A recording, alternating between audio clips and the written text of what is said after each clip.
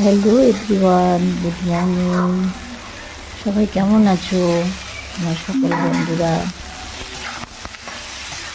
আজকে তোমাদের কাছে নিয়ে চলে এলাম পাস্তা রেসিপি। আসলে অনেক দিন ধরেই মনে হচ্ছিল যে একটু পাস্তা করি, কিন্তু হয়ে উঠছিল না। তো হঠাৎ করে মনে হলো সেরকম কিছুই নেই, যেটুকু আছে চটচট করে বানিয়ে ফেলি একটু পাস্তা।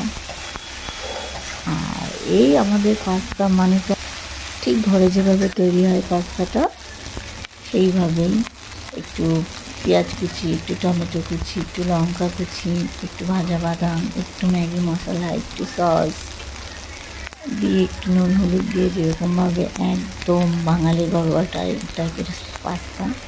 তোমরাও ট্রাই করতে পারো, করে দেখো, খুব ভালো লাগবে। কারণ আমাদের তো আর মানে হোটেলে গিয়ে রীতিমতন নিয়মিত পাস্তা খাওয়া সম্ভব নয়। তো ট্রাই করতেই পারো, আশা করি ভালোই লাগবে।